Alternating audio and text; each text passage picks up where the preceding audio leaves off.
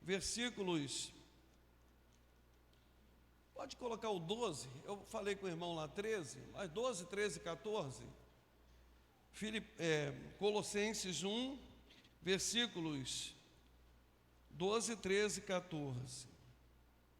O apóstolo Paulo, quando ele escreve essa carta, ele está doutrinando a igreja, porque havia muitas influências, trazendo certas heresias. Ou seja, o que são heresias, né? São doutrinas e ensinamentos de homens que se opõem àquilo que a palavra de Deus ensina. Então, nesta noite, nós vamos estar meditando nesta palavra. É muito importante para nós. Hoje nós estávamos numa reunião com os líderes, assim, de departamentos da igreja, e nós estivemos ponderando. O obreiro Renan esteve até falando sobre que nós poderíamos ter assim uma cartilha, né? Algo que a gente pudesse aprender para a gente evangelizar. E eu poderia dizer de que essa mensagem que eu trago da parte do Senhor para as nossas vidas nesta noite, pode ser tomada para nós como uma cartilha, porque nós vamos falar de coisas essenciais do estado do homem, do estado em que ele nasce, do estado em que ele se encontra e do estado que ele pode chegar na pessoa bendita de Jesus, mas que depende unicamente dele, abrir o seu coração e receber a Jesus Cristo pela fé. Então, assentados mesmos, vamos ler. Dando graças ao Pai que nos fez idôneos para participar da herança dos santos na luz. Olha que coisa maravilhosa esse versículo, porque quando você for pensando na palavra, que você vai entender por que o apóstolo Paulo está nos chamando de idôneos, né? Porque ele está chamando agora todos aqueles que conhecem a Jesus como tendo uma maturidade, como tendo um entendimento das coisas espirituais. Então, em contrapartida, o homem que não tem Jesus, o homem que não conhece Jesus, ele não é chamado de idôneo nesse sentido, porque falta a ele o entendimento das coisas espirituais. E aí Paulo está chamando a todos de idôneo, né? Então ele diz, dando graças ao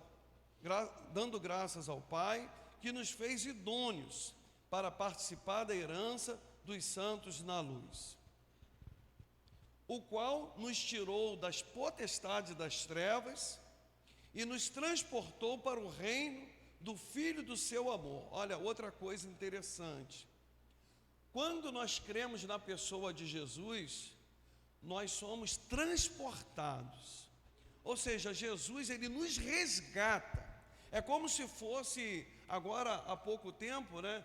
A gente teve um resgate do governo Maduro na Venezuela. Ele estava na casa forte dele, numa fortaleza dele, e os Estados Unidos entrou, né, com um esquema militar e tirou o Maduro com a sua esposa e sequestrou e levou para os Estados Unidos. Tá?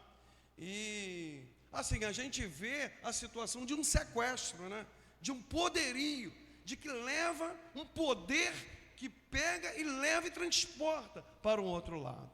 E aí eu quero dizer de que nós, sem Jesus, nós estávamos presos, nós estávamos amarrados, nós estávamos dominados por Satanás. E que domínio é esse, pastor? É o domínio da mente. O homem sem Jesus, o homem que ainda não conhece a Jesus, ele está preso, ele está amarrado, ele não consegue entender as coisas espirituais, ele não consegue enxergar que nós vamos ter uma vida eterna, que nós fomos criados com um propósito por Deus. Você não foi criado do nada para nada. Deus criou você para um propósito, para te levar, para você viver eternamente com Ele. Mas o homem natural, ele não entende essas coisas. E por ele não entender, ele se torna refém, ele se torna escravo. Porque depois nós vamos ler outros textos que vão mostrar que Satanás, ele é o príncipe deste mundo. Ele é o príncipe, não que ele tenha poder maior do que Deus, mas ele é um influenciador do mal.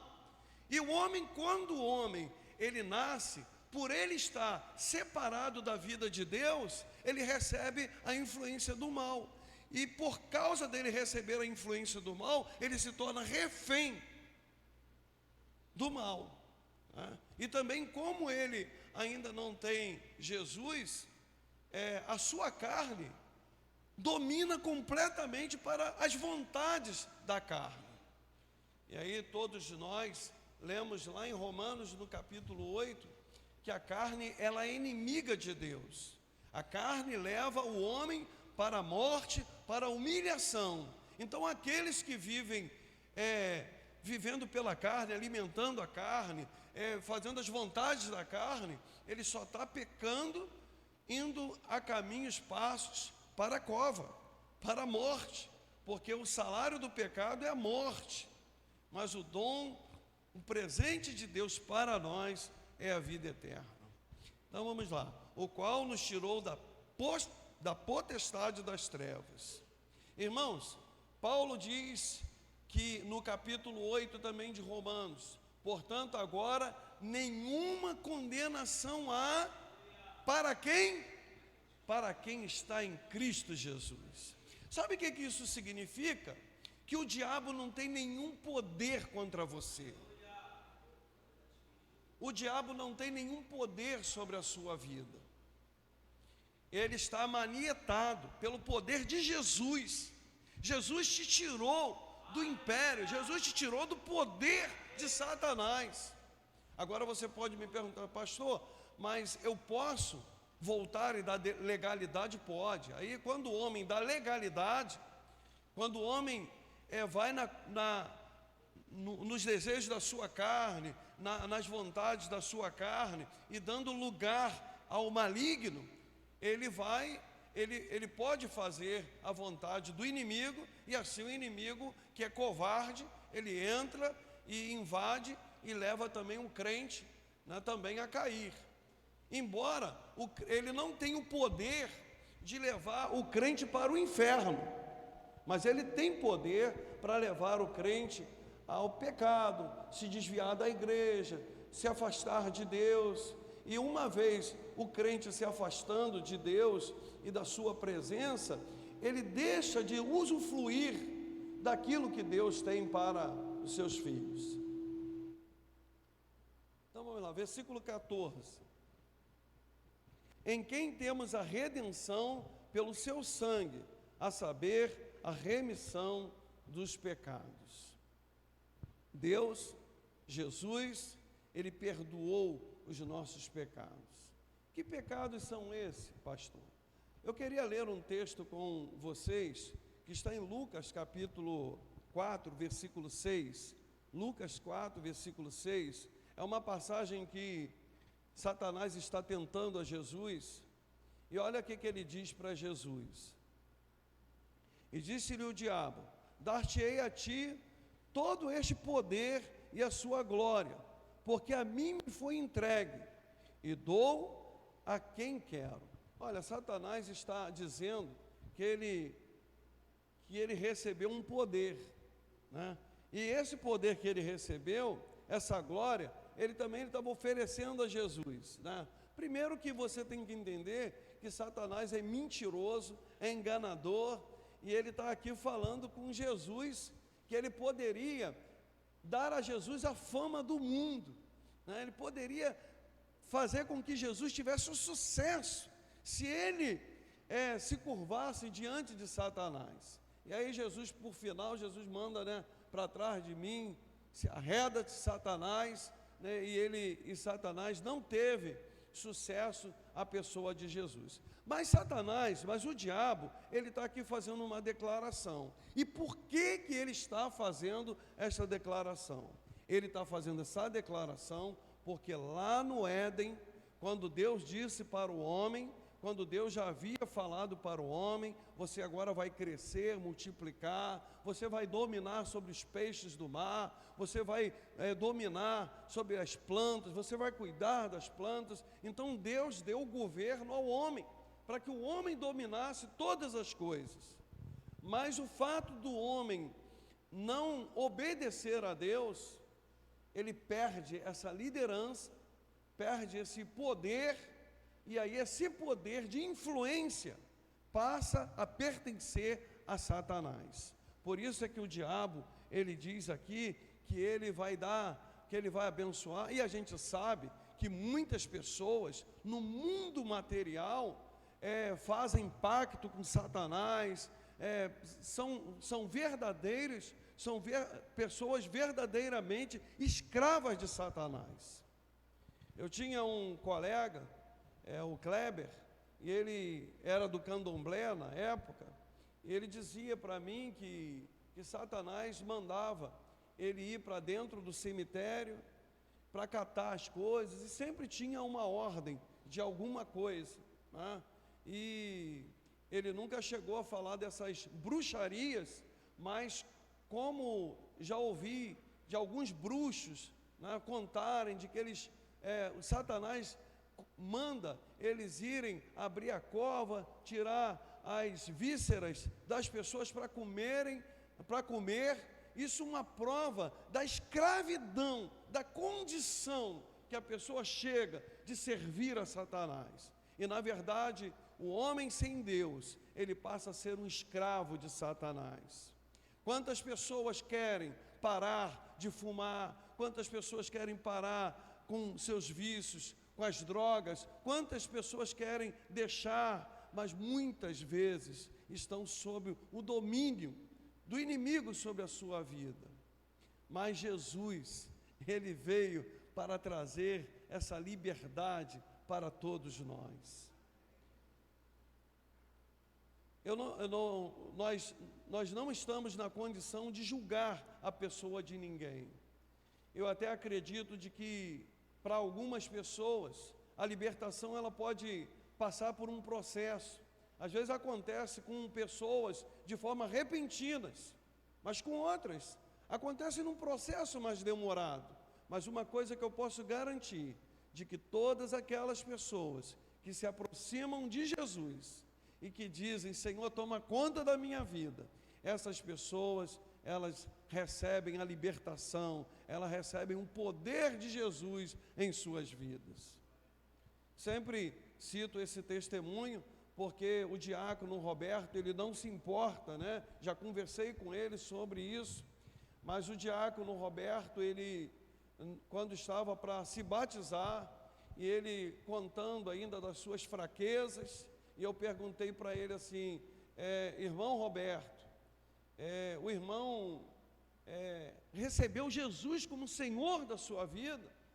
Aí ele confessou que eu recebi o Senhor, mas eu ainda estou com alguma dificuldade.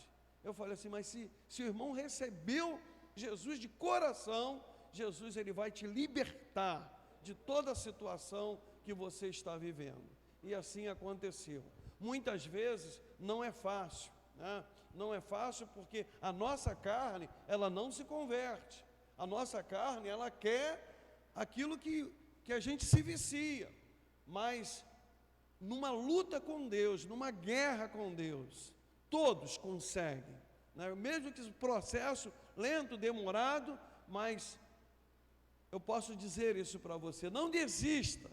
Primeiro que, se acontece em alguma situação, não desista de você mesmo, porque Jesus já te recebeu com seus braços abertos. Às vezes a pessoa, ela tem as suas fraquezas, e muitas vezes tudo que o inimigo ele quer é que você perca a confiança em você mesmo, e você pensar assim: comigo não tem mais jeito, o pastor está contando uma história, mas na minha situação é diferente. Não é diferente. Ele promete para você libertação, ele promete para você cura, ele promete para você salvação, e assim como está descrito na sua palavra. E aí nós temos a influência de Satanás. Eu queria também ler com os irmãos uma outra passagem que elucida essa situação, que está em Romanos capítulo 5, a partir do versículo 12.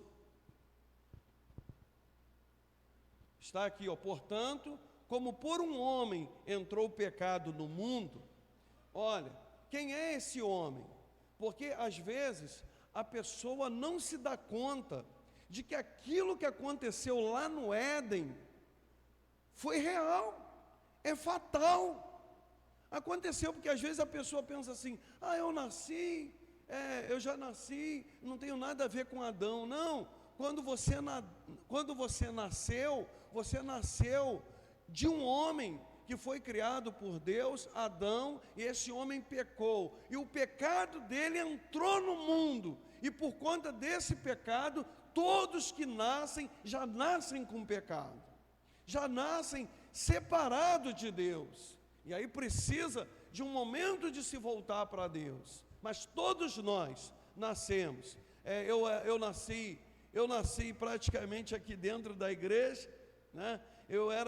Eu sou filho de crente, mas Deus não tem neto, Deus só tem filho. E um dia o Espírito Santo falou ao meu coração: onde você vai passar a eternidade? E eu abri meu coração, e eu entreguei a minha vida para Jesus, recebi como Senhor e Salvador da minha vida. E isso todos nós precisamos fazer. Por exemplo, quando Paulo lá ele disse de que nós somos idôneos, por que Paulo nos chama de idôneos? Porque só os crentes, só aqueles que se renderam, só aqueles que entregaram suas vidas a Jesus, entregaram porque reconheceram que são pecadores. Porque muitas vezes o homem sem Deus, ele não se sente pecador. Pelo contrário, muitas vezes as pessoas contam até o pecado como vantagem. Quando a gente vê tanta atrocidade na televisão, tantas notícias ruins, de situações, que eu fico às vezes pensando assim: o diabo, o pecado, é um engano em que vai envolvendo a pessoa, aí a pessoa vai achando de que aquilo é vantagem, daqui a pouco ele cai. Quando ele cai, aí que ele se dá conta, às vezes de um crime que cometeu, de uma situação em que ele não tem mais como reparar, porque ele caiu naquela cilada. Então por quê? Porque é escravo de Satanás.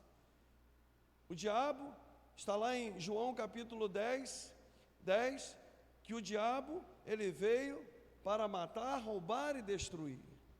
Ele veio para destruir, para acabar com a tua vida. O diabo existe para te levar para o inferno.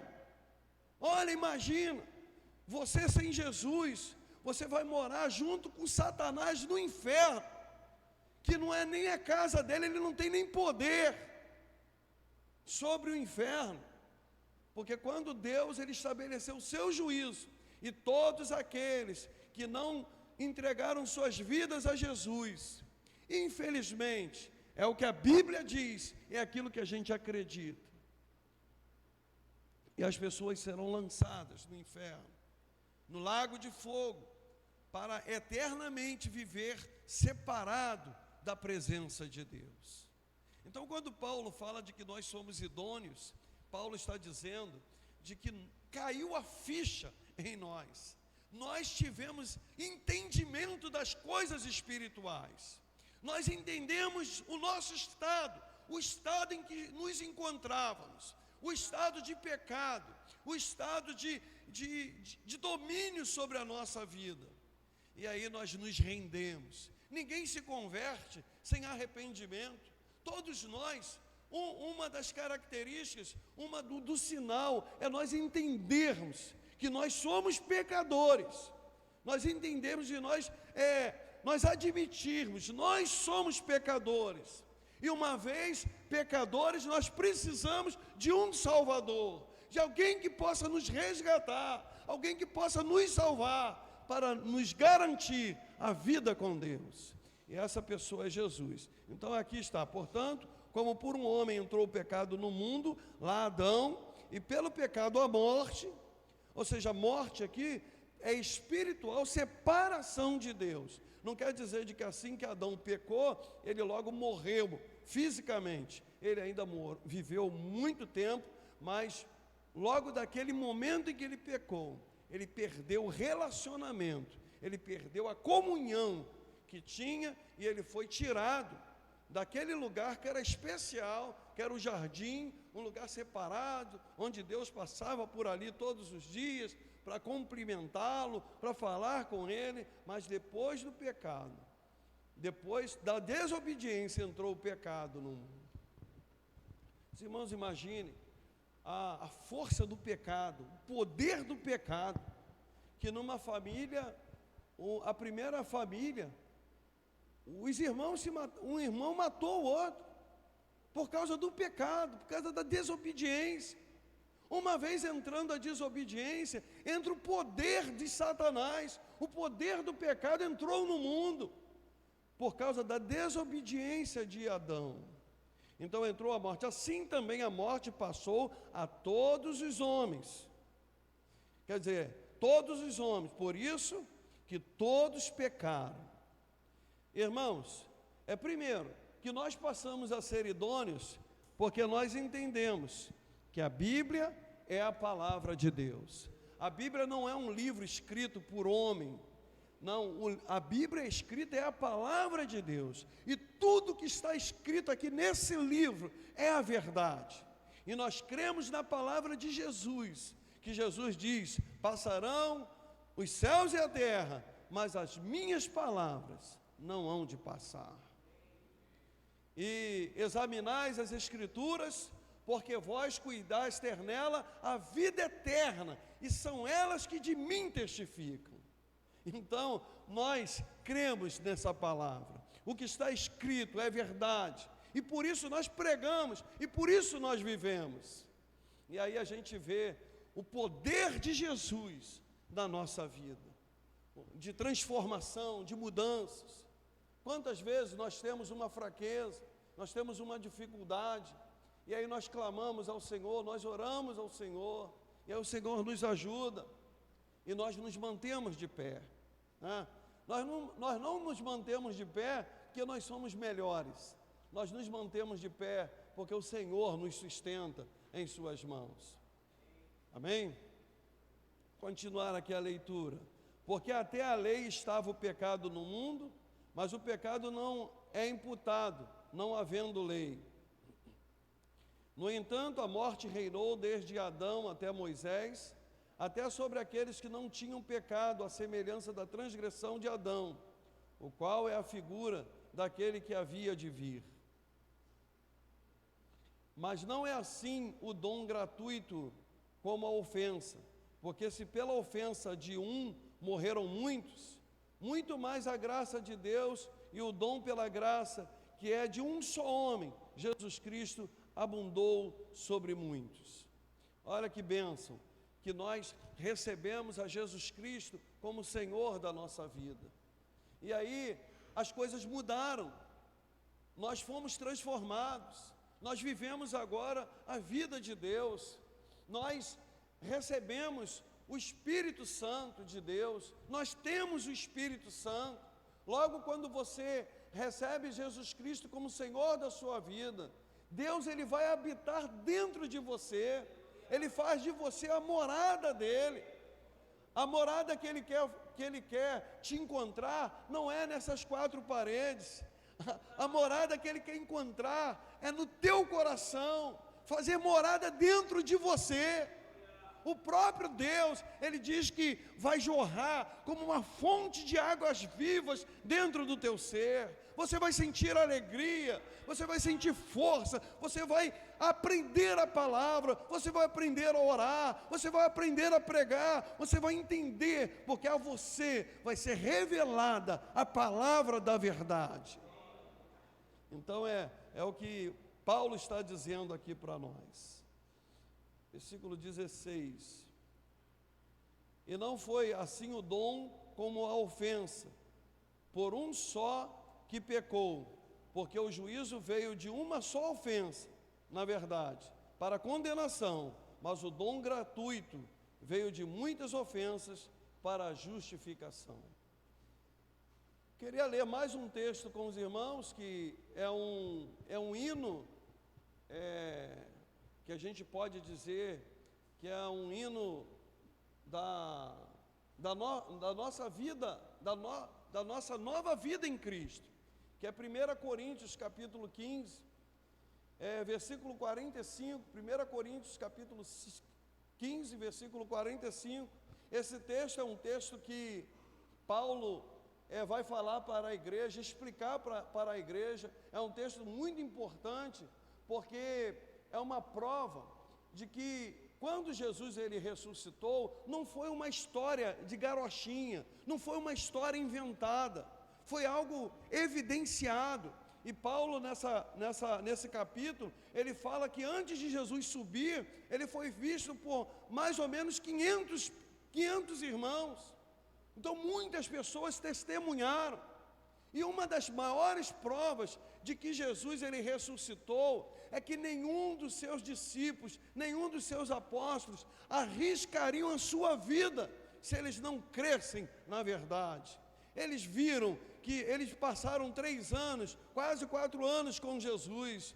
Eles não entendiam o processo, não sabiam que o governo de Cristo era um governo eterno, um governo para sempre. Eles estavam pensando de que era um governo que Jesus ia dominar, tanto Roma como a Judéia e tudo. Eles estavam pensando naquele momento. Mas quando Jesus ele morre, diz a Bíblia que eles se decepcionaram. E muitos voltaram a fazer o que eles estavam fazendo antes, né? Uns pescando, outros cobradores de impostos, uns fazendo atividades, e eles se decepcionaram. Mas depois, quando Jesus aparece, eles viram Jesus ressuscitado. E então, assim como eles viram Jesus ressuscitado, o Jesus vivo, eles também estiveram dispostos a morrer.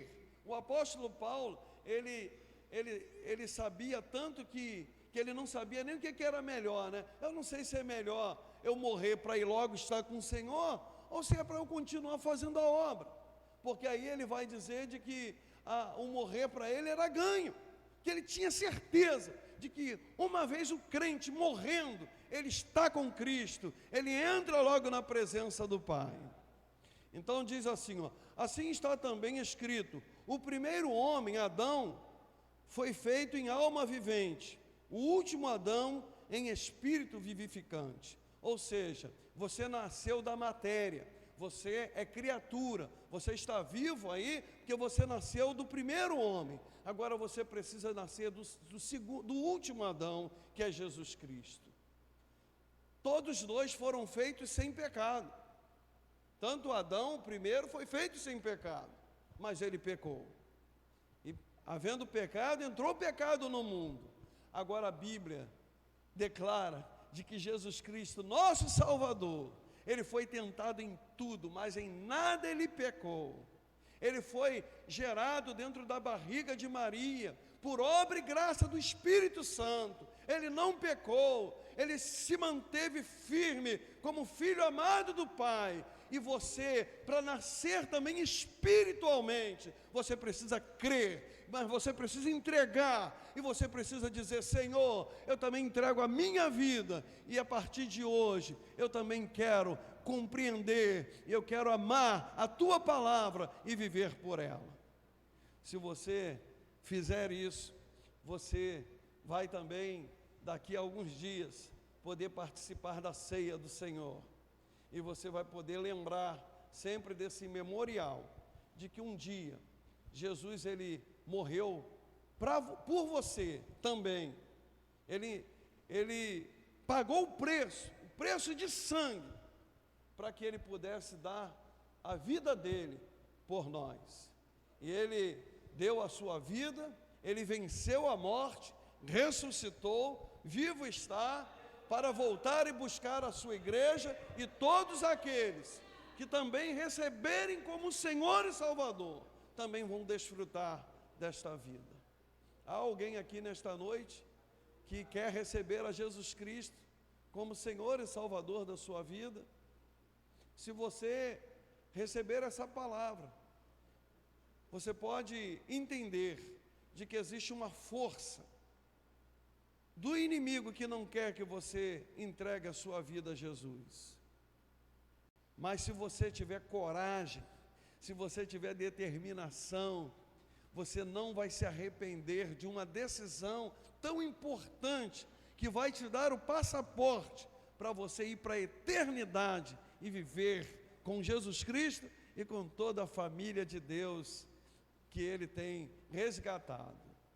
Há alguma pessoa aqui nesta noite que quer receber a Jesus Cristo como Senhor da sua vida, para nascer espiritualmente, porque até hoje você é criatura, mas Jesus Ele está te chamando para que você seja gerado um novo homem, uma nova mulher, daquilo que Ele vai fazer, coisas novas na sua vida.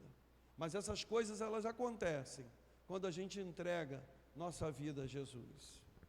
A palavra de Deus diz que se hoje ouvirdes a voz do Senhor, que você não deve endurecer o seu coração. Eu queria que a igreja orasse nesse momento, que nós orássemos. Pai querido, nós estamos aqui em Tua presença. Senhor, no nome do Senhor Jesus, Pai, nós oramos pedindo a Tua bênção e que o Teu Espírito Santo possa, Senhor, invadir este lugar, como tem feito, Senhor, nesta noite. Senhor, como nós temos sentido a Tua presença neste lugar. Pai, e que o Senhor possa manifestar o Teu poder, tirando, Senhor, toda vergonha, toda timidez, ó Deus, e dando, Senhor, força, ânimo, vigor, para que, se porventura alguém aqui nesta noite ainda não tomou essa decisão, que possa fazê-lo, ou que possam fazê-los, Senhor, nesta noite, no nome do Senhor Jesus. Pai, toca, Senhor, nessas vidas, toca, Senhor, nos corações. Senhor, quer seja aqui, Senhor, ou pela nossa voz, através, Senhor, da programação, Senhor, da internet, YouTube, Senhor, Facebook, Senhor, onde a Tua palavra estiver chegando agora, Pai, que o Senhor possa salvar, resgatar vidas para a glória do Teu santo nome.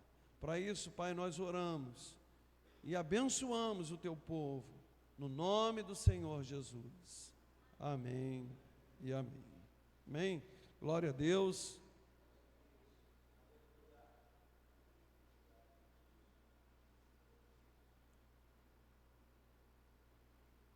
Eu estava um dia desses,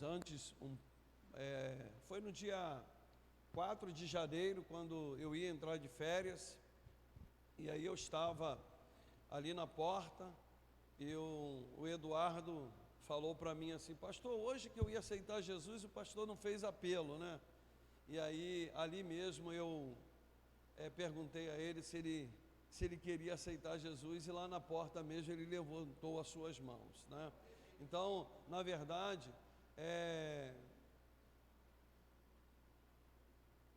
ainda que você não tenha vindo aqui, mas se você quiser fazer essa decisão, que você possa fazer, que nos chame à parte, mas o importante é que você possa receber e tomar a sua decisão ao lado de Jesus. A nós outros, a igreja, nós precisamos de refletir sobre esse dia tão especial que é a ceia do Senhor, de nós sabermos aquilo que Cristo fez por nós.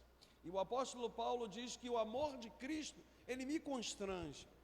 Quando Paulo diz isso, ele está dizendo de que quando ele pecava, ele se sentia assim constrangido, porque Jesus, ele nos libertou para nós não pecarmos, né? E quando nós pecamos, nós ficamos tristes, mas lá na primeira carta de João, no capítulo 9, capítulo 1, versículo 9, diz: filhinhos, se vocês pecarem, vocês têm um advogado para com o Pai, Jesus Cristo, né? Então, mesmo quando nós, igreja, nós pecamos, nós confessamos os nossos pecados a Jesus, ao Senhor, e Ele, como nosso advogado, Ele nos perdoa, né? E neste dia da Santa Ceia, não é um dia das pessoas não participarem da ceia, é um dia de conserto, é um dia de você falar com o Senhor: Senhor, eu tenho feito coisas erradas, Senhor, mas eu reconheço de que estou errado e que eu quero participar da ceia do Senhor. Senhor, me perdoa, Senhor, e eu, naquilo que eu tenho feito errado, eu estou disposto a me corrigir, e o Senhor me perdoa, me abençoa, mas é importante que você participe da ceia do Senhor, né? O que o Senhor, Ele quer para a nossa vida é mudança, é transformação, é reconhecimento de que precisamos pedir perdão, porque não adianta você não participar da ceia e também não se consertar. É como se você estivesse empurrando a sua fraqueza com a barriga. E não é importante fazer isso. O importante é dizer: Senhor, me socorre, Senhor, eu sou teu filho, Senhor, eu quero estar na tua presença. E assim você desfrutar da presença do Senhor, participando da ceia do Senhor. Amém? Amém. Queridos, então quero convidar os irmãos que vão estar aqui conosco para ministrar a ceia, e também o ministério de louvor.